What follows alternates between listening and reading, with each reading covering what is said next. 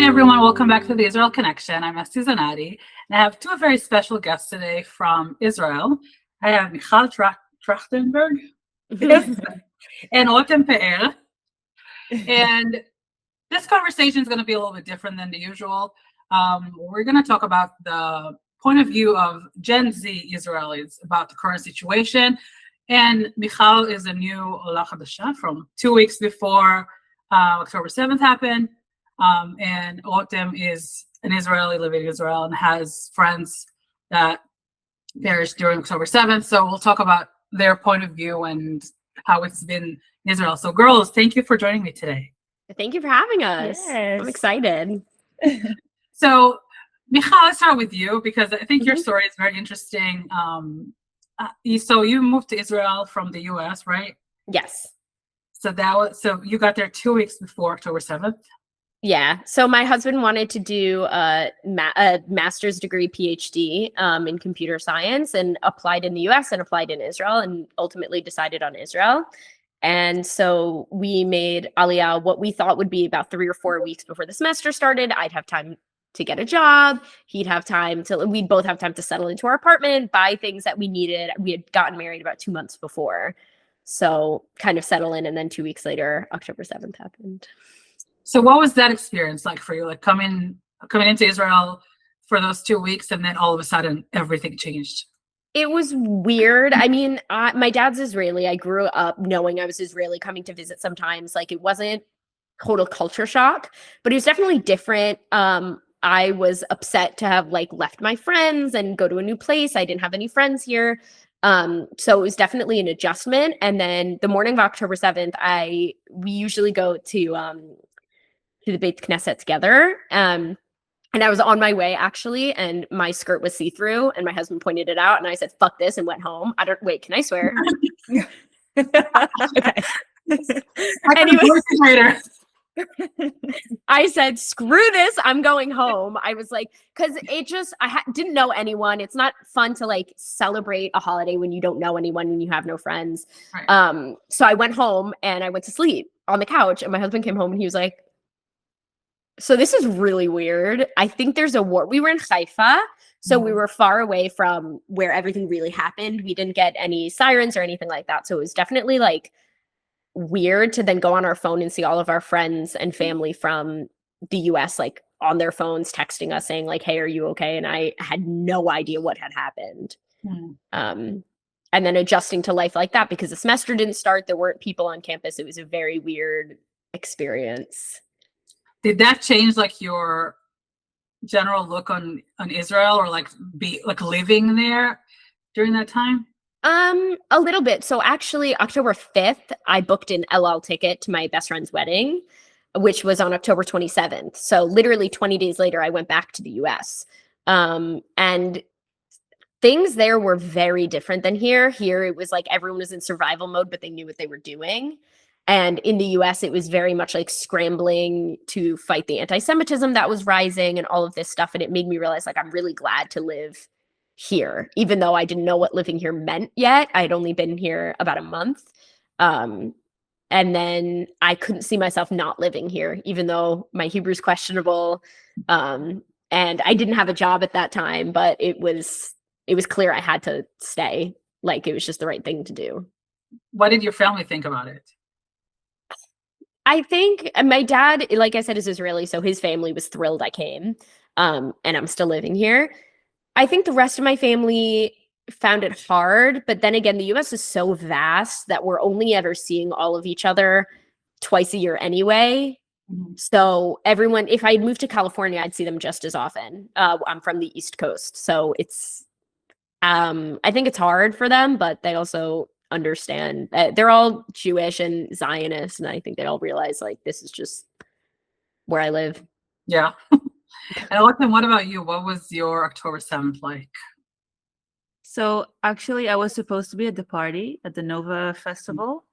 I came back from a very long trip, a week before, and I sat at my friend's house and we were about to buy the ticket. And then we decided not to do so because we just came back and, it's very expensive. And I was like devastated. I had the biggest FOMO of my life for not going because all my friends went. And I actually was with my family. We were together. I can't remember the place. I think it was Neot. I don't know. I can't remember. Anyway, I woke up in the morning and I remember the first thing I saw when I looked at my phone was Israel is at war. And I was like, okay, what is going on? So I went outside and everyone was there and we just started to realize what's happening. And we didn't know if we can go back home because we didn't realize what's happening. And I still didn't think about the party. So anyway, we were on our way home and I was on Instagram because I wanted to distract myself from, everything.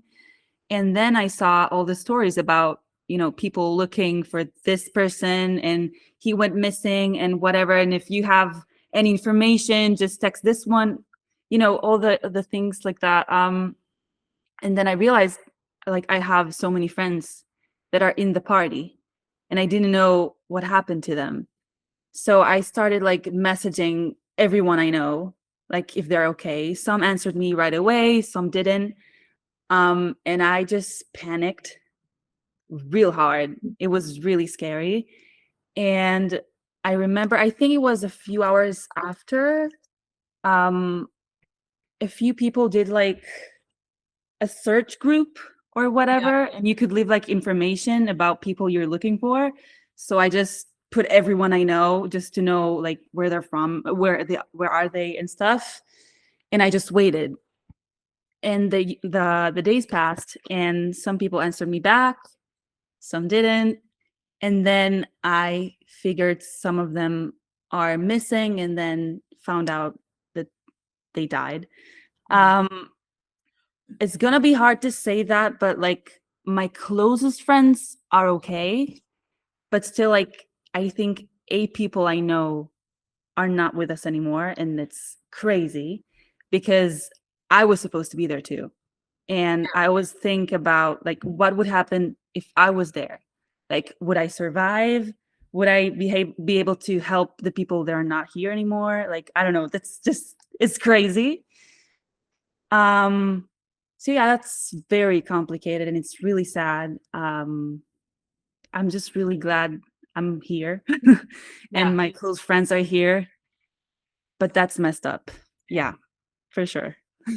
What does it feel like for you since then? What was like, because life over there has been really crazy for at least the first couple of years, and then things started changing. But what has it been like for you as a person your age? Because it's very different, I feel like, for your generation. I think it was always hard for us, because flying abroad and like saying you're from Israel was always something scary. Like sadly, it's always scary. So I was always kind of cautious and I don't know, scared, which is sad to say so, but that's the truth. But when this happened, I don't know, it was unreal to me because what do you mean people my age are just they went for a party and didn't come back? Right. That's just it's crazy because I go to these parties all the time now and it messed me, like it messed my brain. I can't believe that's real. And it's just very cruel. I don't know how to accept that. I don't know how to realize it happened. I mean, I do know it happened, but like it's I don't know. Yeah. So I know. I mean, I can tell you that obviously I'm older than both of you, and growing up over there and experiencing the intifadas and different wars, it was scary. It was scary, and I can imagine. Like I know back then, I was terrified taking buses forever. Wow. And to this day, I haven't been to Jerusalem in years, years because of it. Because I had like PTSD or whatever. I just couldn't go to Jerusalem, because I feared something would happen.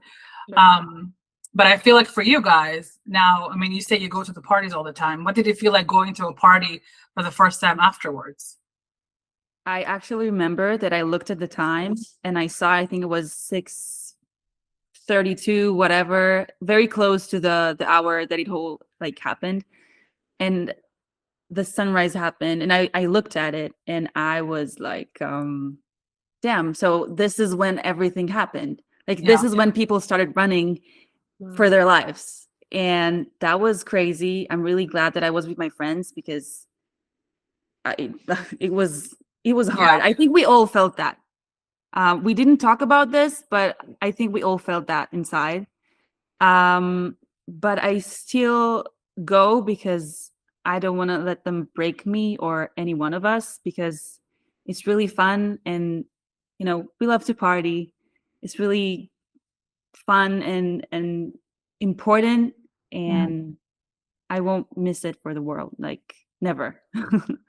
Yeah, I mean, it's I guess that's what we do as Israelis. We continue to live, and Somehow. Absolutely. somehow. Yeah. Michal, what was it like for you since then, and like just continuing these past 2.5 years? Different. I mean, I lived in the north, so last year during the first Iranian war, there were a lot of sirens every day. I remember vividly I was outside during the first time I was outside during a siren, and that was like one of the scariest moments, like literally running for your life. And especially there were nifilot like near us as well. But overall, a lot of the friends I've made are olim and kind of get what I'm going through. So it's very nice to know that there's a lot of other people who get this experience of like, this is weird, but it's also normal. And none of us know what we're doing, but it's just so Israeli to just be like, all right, we're just going to go about our day and whatever. Like I said, excuse me, I lived in Haifa during the last Iranian war, and we had a summer camp because classes were canceled. And my friends and I all got together within like a minute and a half of a miklat, and we tie-dyed, we got a slip and slide, we did a cafe, like all of these different things. Because like you said, like you can't let them break you. You can't let them run your life. You can't just pause everything and let this take over. Even during this last Iranian war, whatever, a month ago, my cousin was stuck here, and he and I went on a walk every day. We went and got a coffee, and he was like, I can't believe there's so many people here. And I was like, what else are you going to do? It's not COVID. You can't just lock yourself in your house. Right. So it's depressing also. Like, what are you just going to sit at home and look at the wall? It's really exactly. So I definitely think like it's made me a lot stronger as well. Like I have so many friends who are reaching out like, are you okay? And I was like, what do you mean? I'm having the time of my life. All of my friends are stuck at my house and we all have to play games all day. So it's definitely about making the best of the situation. I think that that's definitely something I've learned living here is like you really can get hit with these crazy situations. And the whiplash isn't from normal life to war. It's the reverse. It's from like you were just at war, you're sitting at home, everyone's working from home, it's COVID times, don't leave your house, only go grocery shopping. The next thing you know, your office is open, you got to go back, and you're like, whoa, there was no like ease into it. Like from October 7th, everyone eased back into society. And then we've had like 8 wars since then, something like that. It feels like so many, Like I really have no idea. It's been like 6 wars in one, and you're just going back and forth from real life to war life. Yeah, it is crazy. It's it's a mental transition. Like you have to switch something in your brain and be like, okay, now it's back to normal. I have to go back to work. I have to go back to whatever it is, to school or whatever, and continue living as if nothing happened, basically. Absolutely. But then everything else is in the background still. Like it's not like nothing is over. And I was a teacher when I lived in Haifa. I did private tutoring at people's houses, and I would take the buses everywhere. And I remember having to be like, okay, is there an active war? And it's like almost you have a fever. Was there a siren in the past 24 hours? No. Okay, I can go to work. Yes. Okay, I'll call out. Like it was just, and like my students are home from school, but they're doing online school. It was just every day was a new challenge. Yeah. It's crazy. It just, I don't think people from outside of Israel understand the extent of the whole situation. No, they could never. No, honestly. No, Like I said, mean, my cousin was stuck here, and for 1 week we went and we did Jerusalem, we did the Dead Sea, we went hiking, we went to Tel Aviv, we went to the north, did all this stuff, and then it was war for a week, and people were saying that the war was the Israeli experience. I said, no. The Israeli experience is all of these gorgeous, wonderful things. War. It's the dichotomy of both. right. And he was like, I don't understand. This is normal. I was like, yeah, we have a mamad. You can just sleep in there. We'll come in the middle of the night and then we'll leave. And he's like he But couldn't. that's the thing. It shouldn't be normal. That's just it. Like it should Yeah, not. yeah. It should not be the situation all the time. I have my friend's 2-year-old daughter apparently would go around the house going, Teva Adom, Teva Adom, Yeah. Teva Adom. That's really sad. And she was like, of course it's sad, but she was also Yeah. like, can you just shut up? Like, not only do I have like this anxiety of like, there's going to be sirens again, but now you're walking around the house and you won't stop talking. Yeah. So my brother talked to me the other day, and he was with his little kids. They're 4 and 6, and they heard like a police siren, and they thought it was a siren to go into the. They're like, "Do we have to run to the shelter?" You know. So yeah, like the little kids are. You know, it's tough for the kids. Literally, we just saw the Met Gala yesterday, and there was like a siren in the the live police, yeah. video, Oh and my I God. was so scared. Yeah. I was so scared. I thought I needed to run or something. There's a song in a musical my friend and I listen to all the time, and we'd have to literally prepare ourselves whenever we listen to it. And we listen to this musical on repeat for months. That in this song there's a siren, and I'm on the bus. I'll literally take my headphone out and go like, "What? Where?" And I had to like prepare myself that if it's in the song, it's not real. Which one This is it? Insane. It's Epic the Musical. Okay. The song Charybdis at the end. It like has a siren in it, and literally every time I had to pull out my headphones. Oh my God. There's one song, I don't know, I forgot which song it is, that there's like a police siren in there. Sabrina And every time I Carpenter hear it has in a the song. car, I'm like, huh? Yeah. And then I'm Yeah. like, oh no, it's from the song. Sabrina Like, Carpenter has a song like that, and every time it would come on in the shower, I was like, do I have to like, yeah. It's weird. And you know, like you guys living over there and experiencing this is very, very different than US, like American Gen Z and European Gen Z. Yeah. What have you noticed? Like, do you guys get all the backlash from here? Like because I know the Jewish community here gets it.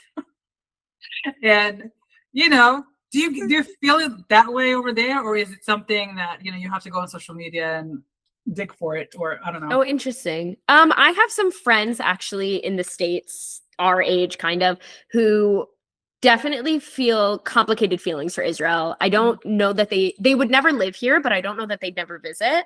I think that they feel sympathy for the like Palestinian people, but also are raised in this Zionist way of like Israel should be a place for Jews, but should that come at the price of other people losing their homes? And that kind of like we're raised to be empathetic, and they don't exactly know what the right thing to do is, which is fair. It's a very complicated issue that I'm not going to pretend to know anything about, despite having lived here and like lived as an Israeli my whole life. But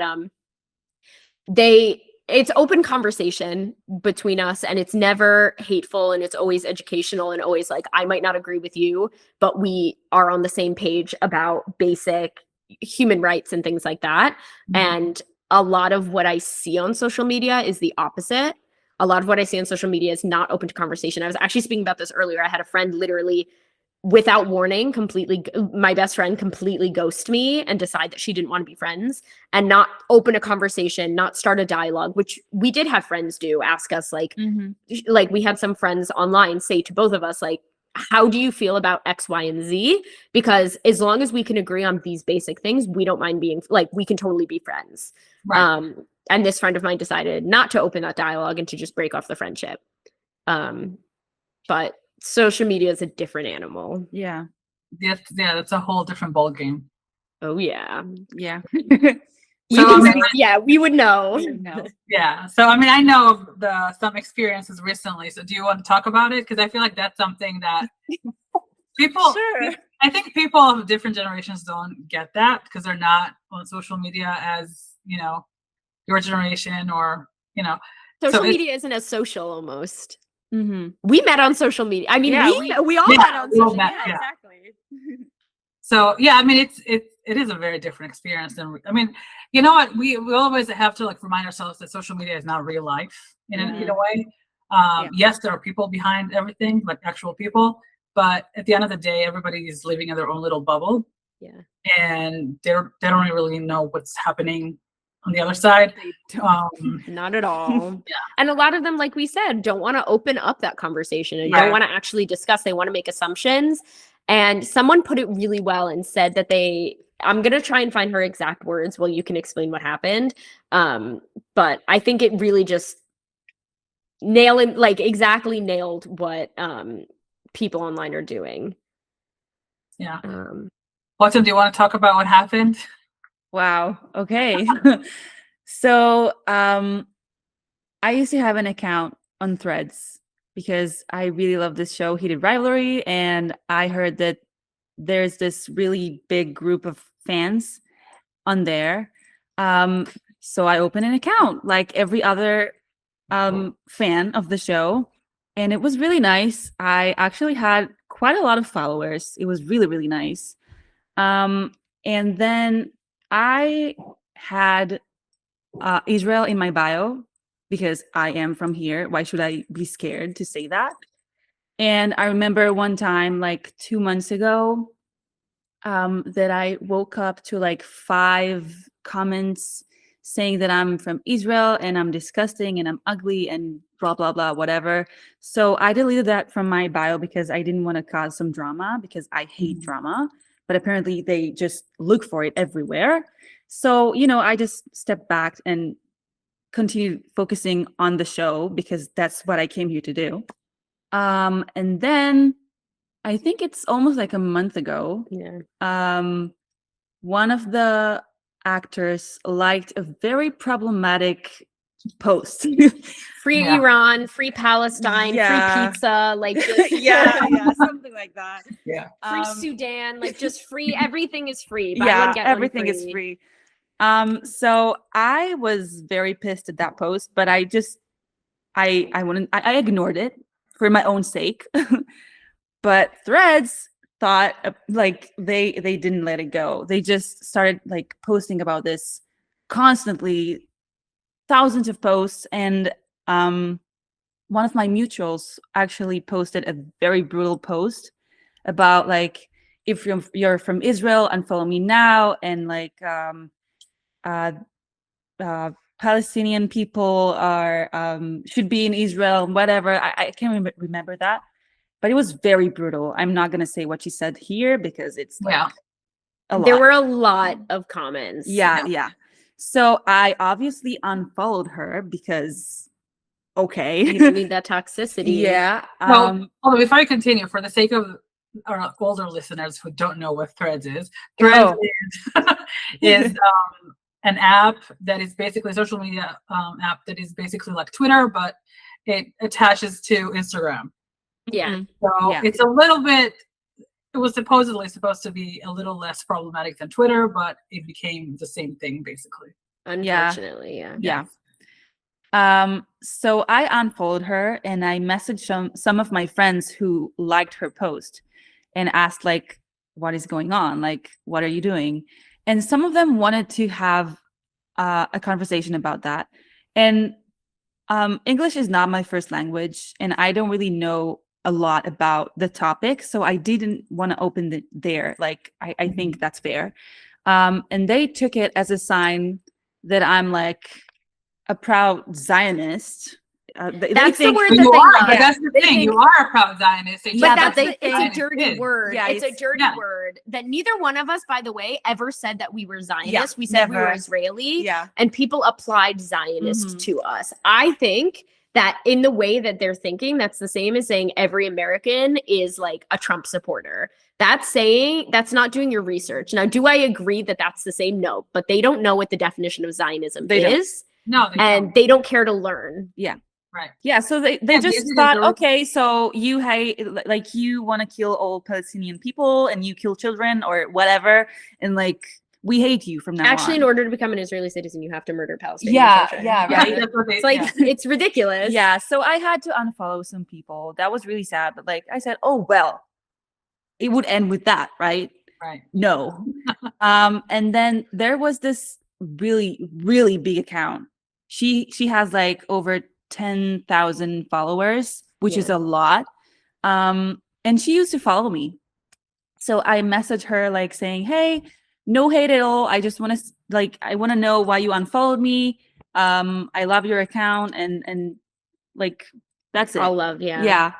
And she was was so mean to So me. disgusting. She cursed me and said that I can't even remember. She it was really like, do you want me to mean. start with the fact that you're a fucking Zionist and you're Yeah. disgusting and you make me sick, or the fact that you use AI? Yeah, whatever. She was just like a lot. So hateful. So while this happened, someone was crazy and obsessive enough to post about Michal and like tell everyone to unfollow and block her because she's a Zionist.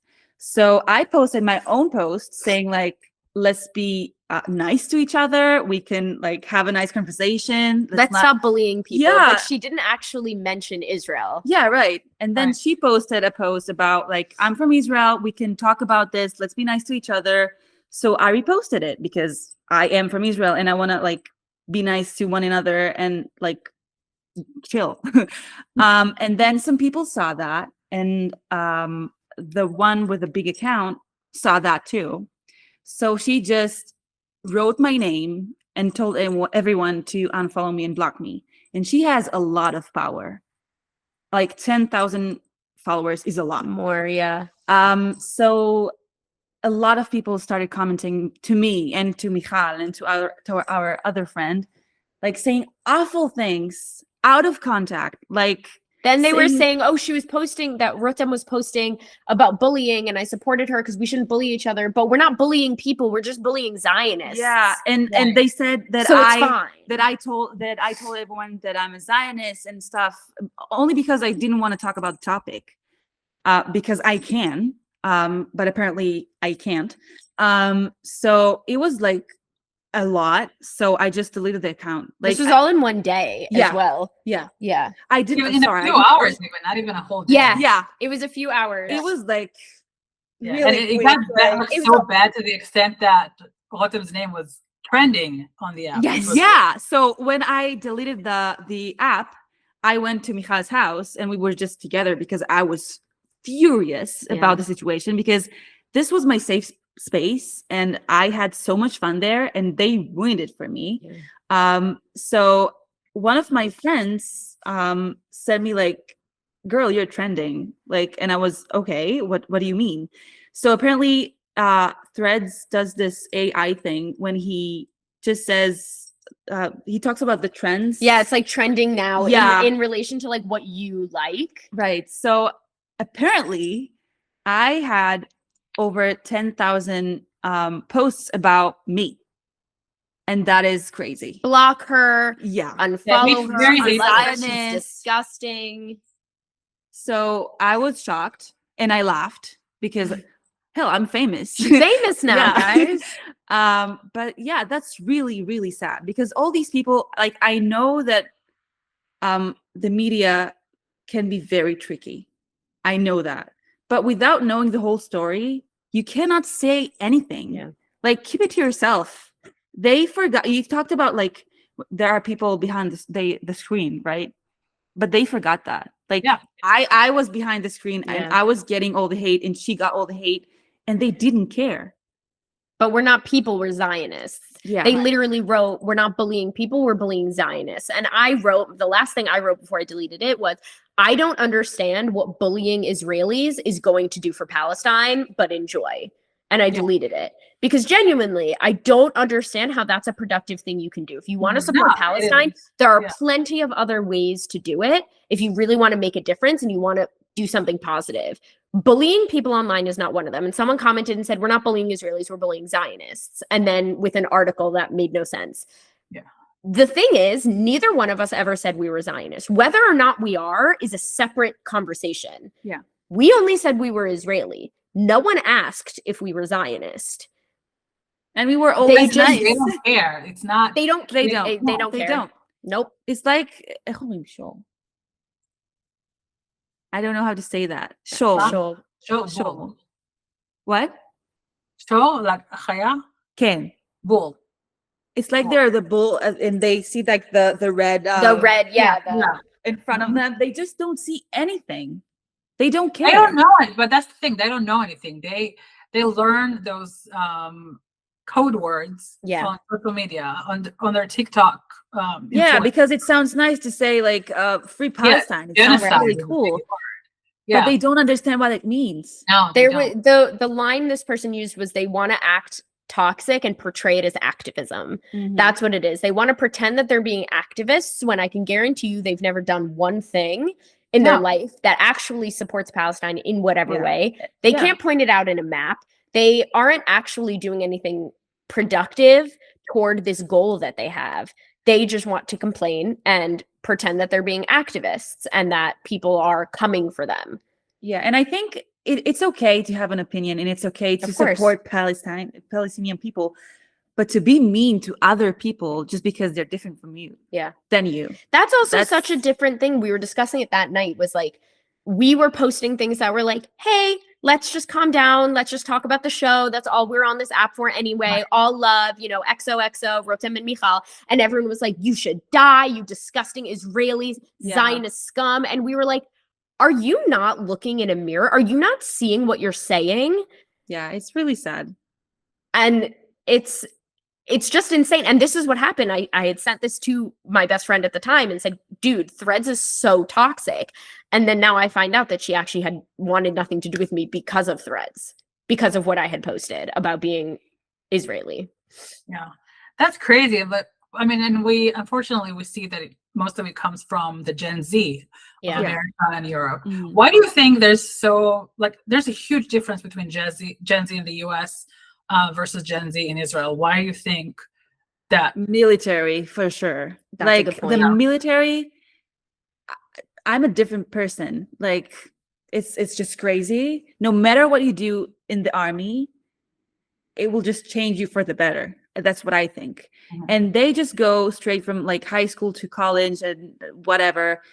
And I just don't think they're as mature as us. They don't understand what it's like to wake up and like go to the shelter and then I don't know, go to work and continue with your day. They Yeah. don't know how to do that. If it would happen in New York, Oh, they they would would have been lose it. lost, completely lost. Yeah. Everything will fall apart. And in Yeah. here, like everything just like it's Continues. normal. I think that it also has to do with the fact that Americans always want to be the victim, and they can't handle the fact that we are actual victims of some things that happen. Like I had friends who said, this war in Iran is illegal. That's great. Doesn't affect you. It's affecting us. We're the ones being woken up at 3 a.m. Yeah. Maybe we should get a say in it. Great. I'm glad that you think it's illegal and you want to put that online. What are you doing about it? What are you doing that's actually making a change? Because it's affecting us. It's not actually affecting you. Sure, gas prices went up. But like, except for that, what is it actually doing to you? I think Americans just really like being the victim and rooting for what they think is the underdog, which is Palestine. I also really genuinely think it's rooted in anti-Semitism. I think you can't have one Yeah. without the other. And I think it comes from a place of mystery, that there's a lot they don't know about Judaism and the Jewish people. And they see there's a lot of weird things Jews do. There are 7 bonfires across the street from my house right now. Okay. That's like, it's a deeply Like wrong, weird, yeah. exactly. It's a very deeply weird Jewish thing. I get it. There's once a month, the men jump at the moon. Like, it's a very weird thing. It's a very weird religion. However, they don't want to understand it. I think after 9/11, there was a huge movement to understand and sympathize with Islam and with Muslims, because they aren't all the problem. The extremists are the problem. And that's 100% true. Muslims are not the issue. The extremists are the issue. And I think when it comes to Judaism, no one wanted to do that. So they just see the entire Jewish people as a mystery, and that's bad, because we don't want to assimilate into society. Yeah. We don't want to assimilate into what they deem society to be. And when we live here and flourish in our own society, that can't be, because it's different from them. So Right. they are now the victim. Yeah, I mean, I think it is one of the things that Judaism in general, we first of all, we don't accept everybody. You have to go through a whole year of conversion. Yeah. You have to meet with rabbis. You have to learn. You have to do all that stuff. We don't try to recruit people to Right. a religion. We are very like trying to keep to ourselves in a way that maybe upsets people because we're not trying to assimilate. We're not trying to be like them. Yeah. Yeah. And that could be part of the problem. I mean, whatever it is that lets them see us in a certain way, but also the fact that they refuse to open their minds and understand that yes, people are different and it's okay. We don't all have to be the same thing, because if we're trying to all be the same, it's going to be insanely boring over here. Mm-hmm. Yeah. I mean, look at what happened in the Spanish Inquisition. If Jews didn't convert, they had to leave. I feel like that's almost what they're trying to do in the US. They're trying to say, if you don't want to convert and be like us, leave.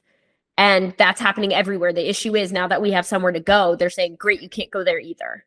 Yeah. Yeah. All these people are saying Jews need to go back to Europe, where they're from, go back to Poland. What happened last time we were in Poland?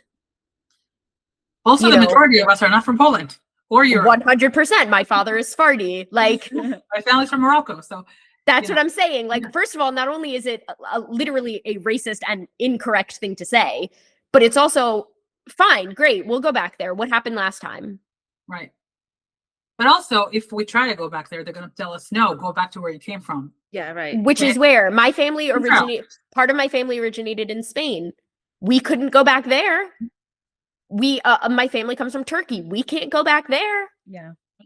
At the end of the day, all of us originate from Israel. That's where 100% they're from. Yeah. Whether they, we've been in exile for thousands of years and going back and forth. Yeah. There have been some families, like my dad's family, some of the ancestors have been in Israel for thousands of years. Yeah. So, that's where we're from. And if people keep telling us, go back to where you're from, yeah, we're going to go back to Israel, but then you don't want us to be there either. So Christians don't want to acknowledge either that Jesus was Jewish. Some of them will acknowledge that. He was born in Bethlehem, which is Israel, which is where Jews are from. How do we know that? Because Jesus is from here. How can Jesus be from here if Jews aren't from here? You can't have that like double standard. If you want to acknowledge that Jesus is your God, your Lord and Savior, you have to acknowledge that he was Jewish. Right. And if he was Jewish, that means he is native to this land, which is Nazareth, which is up north, or Bethlehem, which is down west. Like, you need to make these acknowledgments that they don't want to acknowledge. It's the same people who say Jesus was white. It's people who don't want to actually open their minds. Jesus could not have been white. That doesn't make any sense. There's a lot going on in there. Even in the Quran, Israel is mentioned 100%. That home of the Jewish people. Exactly. And they still refuse to accept that. They don't want to. No one wants to acknowledge that. Yeah, no one, except like especially this generation. Like, yes, so that's a crazy thing, because I feel like people of my generation are more aware of what's happening. We remember 9/11 very vividly because we lived through it. Remember a lot of different things that happened during that time, during the 90s, during the early 2000s. But the Gen Z, like the current generation and the younger ones, they have obviously no recollection of anything because they haven't lived it. Their parents obviously don't talk to them about this. The schools don't teach about it. Yeah. So they don't know anything. They get everything from social media. Social media is very out there and people can access it very easily and get all the wrong information they want. And now with AI, and like you can make everything. Right. And it's an echo chamber. You put out what you want to see, and the algorithm gives you what you want to see. Yeah, right. Right. So if I believe something, my algorithm is just going to feed me that. And I don't think that that's healthy. That doesn't lead to actual conversation. I also think that our generation is worldwide is one of the least religious generations in any religion, because there's so much scientific advancement that you don't need to fall back on religion, I think, like older generations do. I think there's also a lot more of that gentle parenting of that I accept you no matter what, and not that you're going to sit through an hour of church. You're going to sit through an hour of synagogue. You're going to do this. There's a lot more. If you don't want to, you don't have to, which can be great in some ways. But in other ways, it's making a lot of people less religious, which is fine. But it means that there's no basis for morality, and you can find your moral compass in other ways. And some of that can come from social media and all of these other people who base their morals in the same way. and it isn't led to anywhere. And also most religions teach things like empathy for your brothers.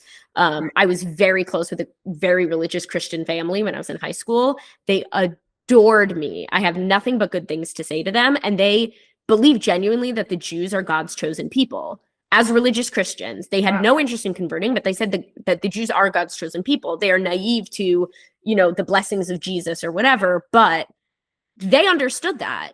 I think that with being less religious, our generation is also just a lot less empathetic to people who are religious or tied to any religion in any way. And can't take, Right. But it's not only religion. I feel like it's also teaching them history and teaching them what actually happened in the real world before they were born. And, you grew up in the US and did you go to public school? I spent the first 7 years in like private Jewish school, and then I did high school and public school. So over there, they don't teach a lot of, I see my daughter, she goes to public school and she's in 5th grade. They haven't learned a single thing about 9/11 or the Holocaust. They don't know anything about these things. She herself teaches her classmates about the Holocaust. Yeah. Wow. So I remember in my Jewish day school, every Holocaust Remembrance Day, Jewish Memorial Day, and 9/11, we would stand up and have a minute of silence on all three of those. I grew up in New York, I will say that. In my public high school in Connecticut, we did no moment of silence for any of them, including 9/11. And I lived in Southern Connecticut, which is less than an hour from New York. Yeah. That shocks me. And that also creates a generation of people who are not empathetic, who are not remembering these events that happened in your life. There's already people denying that October 7th even happened. Yeah. Yeah, they deny the next day. They people are crazy. It's ridiculous. Yeah, no matter how. So it's really interesting because no matter how many videos or how much proof we show them, which we don't even have, we don't owe them anything. We don't have to show them all of that. Yeah, right. There is a lot of proof out there, and it didn't come from us. It came from the terrorists themselves. Yep. And even that, they say no, it didn't happen. But if somebody from Hamas or whatever says one word, amen, Right. Yeah. It's insane. It's insanity. And I don't know, where we failed, as a society to these people get to that point where they believe terrorists and they see them with blood on their hands, murdering people live on camera. And they're like, oh no, they're good people. They're freedom fighters. Yeah. There are some people like trans people who say they're against us and they want to go to Gaza. Queers for Palestine. Yeah. Go support them. Go have fun. I saw this girl, she's trans, and she said, someone tells her, do you know that you wouldn't survive in Gaza? It's really sad. And she said, yeah, I'm okay with that.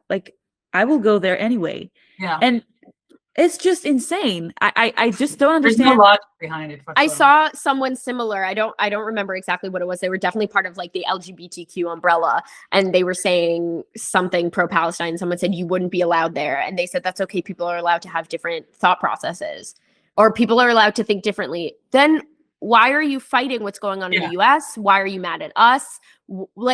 If people are allowed to think, I don't understand that train of thought at all. Yeah, if that person doesn't like you, you're not allowed to have anything. Right. If he thinks that you're this poor little victim that he needs to protect, then that's what it is. But that's all it is. At the end of the day, it feels like a lot of it is the white savior complex. Yes. That they feel like based on what happened, I don't know, 100, 200 years ago, we need to protect these people now, even though it has nothing to do with them. Mm-hmm. It's not, but nothing goes in the Middle East by US standards. It's not even close. No. But they still look at it in the same way, and it's just ridiculous. It makes no sense. Mm-hmm. Yeah. I think the white savior complex is absolutely what's going on. Look at Greta. Greta Thunberg keeps trying to come back. Let her in. I don't understand. Just let her in. Let her. I agree. Give her a sandwich. Let her. Give her a sandwich. Let her in. No, let her go to Gaza. She wants to go so badly. Let her go. Right. Yeah. But that's the thing. I always say also, they want to go into Gaza. Let them go into Gaza. Let them see with their own eyes. I will buy them a ticket. I will personally take them there. Yeah. I work at the airport. I will arrange that for them. VIP ticket for them. Yeah. But I feel like at the end of the day, the IDF is trying to protect them because they know what's out there for them. They Yeah. know that they're not going to survive there for 5 minutes. Right. Yeah. But Just that's not what they see it as. And I think that that's Yeah. also so upsetting, is that they're not seeing that the army is protecting them. They're seeing that Right. the army is preventing them from being able to go in. And but that's another thing I think is so beautiful about Israel, is that even when it looks like they're doing the wrong thing, they will continue to do the right thing no matter what. Yeah. right. And that's not always true. I do know that there are plenty of issues, but I know that Yeah, I overall mean, is nobody's exactly- perfect, right? Of course. Yeah. Yeah. But like that's what I see, is that they're, no matter what, they will try to do the right thing. And yeah. Yeah. So, with the recent war, now there's I suppose like a ceasefire. And I'm doing this because, Yeah. it's never a real ceasefire. Yeah. No. What is it like right now over there? And, did you guys go back to normal, to work and doing all that stuff? I did. I was in Miluim for like 2 months, Oh, and I'm a student. mhm. And I went back like this week. It was weird to come back. And I'm also working again. But I guess like I'm just waiting for it to start all over again, because I just know it will happen. And it's really hard to go from this to that. It's like, it's insane. But somehow we managed to do that every single time. Yeah. And I feel Yeah. really sorry, not only for us, for like my generation, but for the younger generation, the ones that are in middle school and stuff. It's too much. They cannot learn anything. They cannot enjoy their life. I don't know. Their childhood. Yeah. It's just, Yeah. it's sad. It's really sad for all of us, but for them especially, I think, because they're just so young. They don't need to deal with all that. Right. And yet they do. But that's how, every generation in Israel deals with different Yes. things, but in the same, like, it's the same kind of. Yeah. Yeah. Yeah, I mean, when I was 7, we had the Gulf War, and we had to take the gas masks to school with us every single day. We had to hide under the desks because we didn't have the same like safe rooms and all that there are now. We had to take it with us all the time, to the point that we decided to decorate the box of the, as a 7-year-old, this is what you do. So like I had a box with glitter and like stickers all over it. It was really cute. But it's cute, but it's insane that a 7-year-old has to carry a gas mask with them all over the place. Yeah. And we had to cover the door with like wet mop, like the under door with wet mop, so the gas doesn't come in from the rockets. We had to tape the doorway. Like, it was crazy. Wow. Yeah. This is like making me think back to all those like duck and cover videos from World War II. Right. But that's how it is. Like, and and Yeah. every generation has their own thing in Israel. And the safety like progresses in a way, because we ducked under desks at school back then, but now there are shelters and safe rooms in your apartments and your home, and it's very different. But like, all of us had to go through something as kids, over there. It's it changes you. It makes you, I guess, grow up really quickly. And I think that's to what you said about the military. Like, going through the military really like changes you. I think also just even living through things like this really harden a kid in not a great way, right? But it definitely makes it so that when you go out into the world, you know what the real world is like, and you're not sheltered, and you're not. Yes, very much so. Because in Israel, the kids go outside by themselves. They go play outside, right? Here, you cannot do that in the US. You can't, because it's not safe. Somebody can kidnap you, or I don't know, all this crazy stuff. And the kids are a little cuddled. Like, it's not like Israel. But I guess this whole thing, like going through all of that throughout the years, it makes you a lot tougher. Yeah, it does. Yeah. So what do you guys hope that will happen, I guess, in the next couple of years in terms of Israel, and also the relationship with people outside of Israel? Wow. Education, I think, is like the number one thing. People need to educate themselves and be educated, and really listen when people who know what's going on tell you what's going on. I had a friend who was very pro Mamdani because of a lot of his very like liberal opinions and a lot of the different policies that he was a fan of. And I pointed out very kindly and patiently that he had a lot of anti-Jewish thought processes and, you know, things like that and policies. And I sent them to her and she said, thank you for very patiently and kindly educating me. And I said, I'm not trying to change your mind. I'm just trying to make sure that you're making an educated decision. And Yeah. if that decision you want to keep with, by all means, continue making that decision. I just want to make sure you are making the educated one. And I want everyone to do that. And I want people to actually listen to people like us who are living through it to tell you what's going on. I have friends texting me like, hey, here's what I saw on social media, what's actually happening. And I'll tell them what's actually happening. But that's great that they do that they reach out to you and want to make sure that this is. That's not the majority, No, of people. not at all. And I think that that's a problem. It's the same way that we shouldn't just be educating ourselves, I think, online. We should also be talking to real grown-ups who went through certain things, the Gulf War, the Holocaust and stuff like that. You really need to be listening to these people who went through it to educate yourselves. And touch some grass. Like, just touch some grass. I think that's another thing I think is so beautiful about Israel is that idea of Shabbat. Even if you're, not religious, you still spend the day with your family. You go outside, you go to the beach, you watch a movie with your family. There's still that idea of human connection that I think a lot of the rest of the world is losing.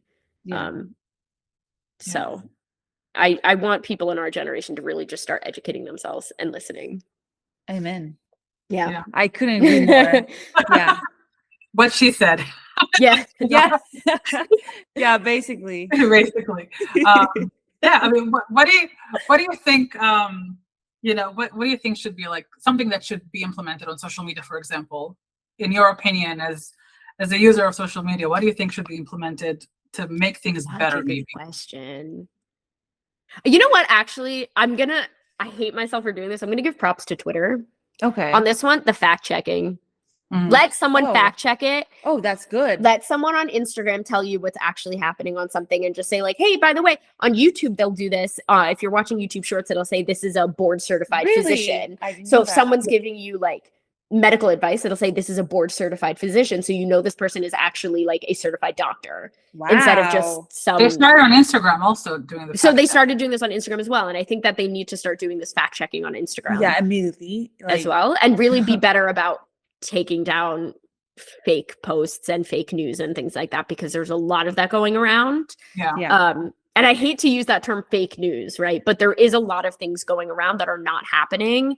Yeah, people make up a lot of things. Yeah. 100%. There's a lot of photos going around that are from years ago. And you won't even know what's real and what's not. Right. There's a photo It's people really were putting around about this starving child in Gaza that was actually taken somewhere in Africa. Right. I saw that. Of this kid. There's one recently that was taken. It was some kid that looked hungry and full of dust or whatever. It was taken in 2014 in Syria. There you go. Yeah. People posted it as it was like yesterday in Gaza. Like, yep.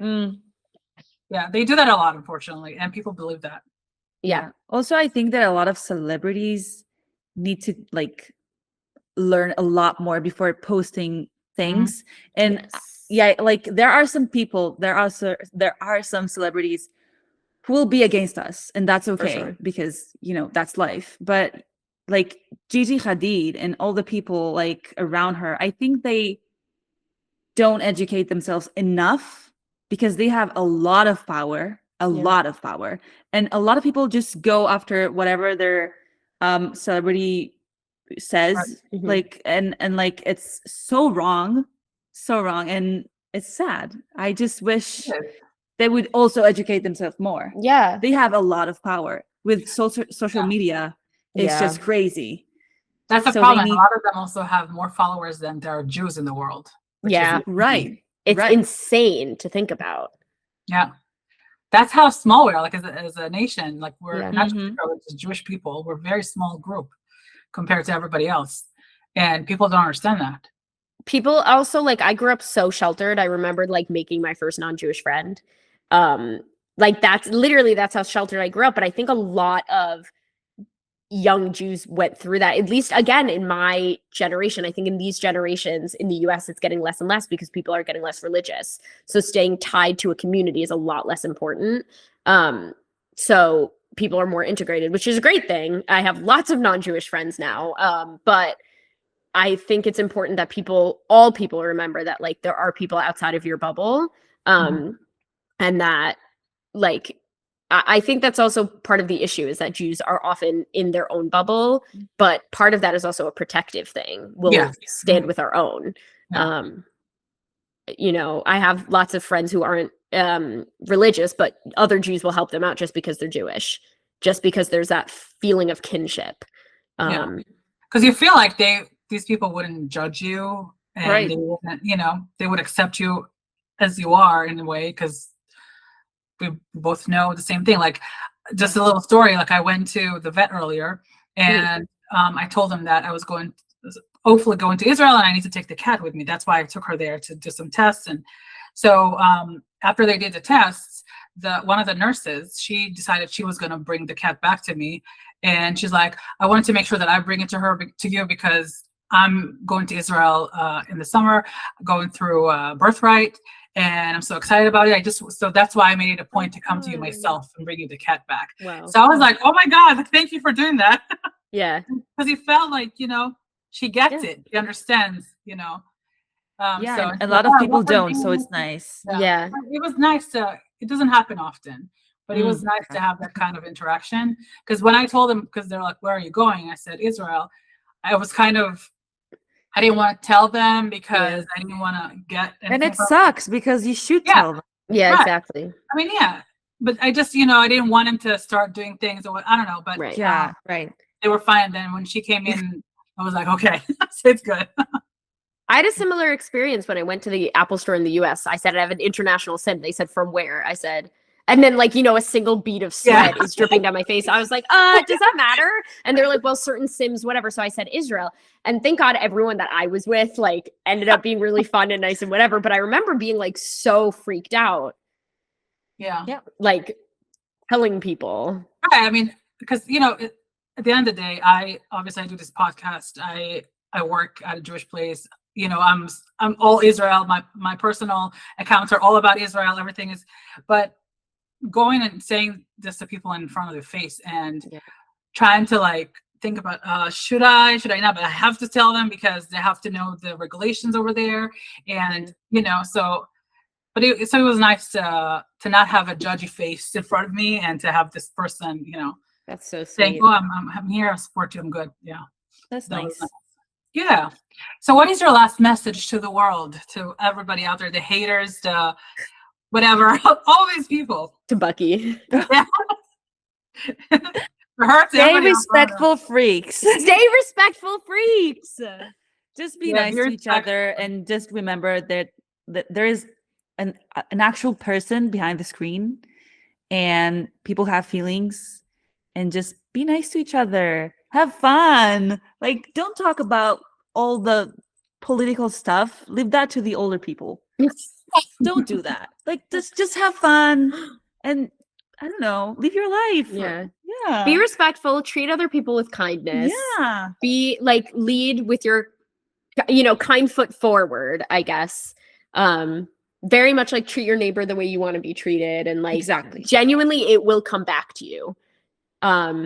I firmly Sometimes believe. people forgot to. Yeah, karma is, you know what. Yeah. Absolutely. Stay respectful, freaks. Yeah. Yeah. And watch Heated Rivalry. And watch Heated Rivalry. If we taught That's you what I one get. thing, if we taught you one thing, it's watch Heated Rivalry. Yeah, I'm not going to tell people what it's about, because I don't Yeah, that's okay. But it brought us all together. It so brought that's us good. together. Yeah. So yeah, it is great though. Hey, if I hadn't seen that Israel in your bio, I probably wouldn't have messaged you. I was Thank like, God. Rotem's definitely a Hebrew name, but, like, I don't know. Yeah, but that's the thing. I saw her, and I'm like, oh, because I thought I was the only one. That happened to And me look too. at us now. Yes. That's Well, why I saw the name Rotem, and then I saw her bio had Israel, and I was like, all right, I'm gonna just slide into her DMs. I know, it's nice. That's the thing. Like, we find each other out in the wild all the Yeah. time. It's really nice when you do that. When, like, you know, because sometimes when I go down the street and I would see someone, and I would tell my daughter, I'm like, oh, they're Israelis. She's like, how do you know? I'm like, I know. Yeah. I don't know if know. there's a term for Israelis, but if you see another Jew in the wild, it's called bageling. Really? Yes. So I was in Universal with my husband and brother-in-law, and they both are wearing kippot. And someone just went, dude, Shabbat Shalom! And it was like Tuesday. Really? And they got bageled. That's called getting bageled. But it's very sweet because you're kind of like, oh, okay, like, you know, game recognized game. You Yeah, know? I love that. Yeah. Yeah, but like even when people they don't say a word and I see them, I'm like, oh, they're Israeli. Yeah, They you can like give feel them a it. nod. Yeah, you can Like, feel I it. feel it. Like there's a thing. I feel it. You hear Yeah, that I love accent, and you're that. like, I know that. Even know that without one. the accent, like not a word. Like I don't even hear them speak. Yeah. I see them and I'm like, they're Israelis. And then when I pass by and they start speaking, I'm like, see? See? Yeah. There's a Yeah. vibe. There's Yeah, just a but vibe. There's a thing, yeah. We know our people. Yeah, we do. We do. All right, girlies, thank you so much for joining me. It was so much fun talking to you too. Thank This was so you. fun. Thank you. And hopefully the people listening to this episode are going to take the good things from it and, you know, are going to see it in a different way, you know, different point of view. Educate themselves. Yeah. And not from TikTok. Not from TikTok. Not from TikTok. All right. Thank you all for listening. Until next time.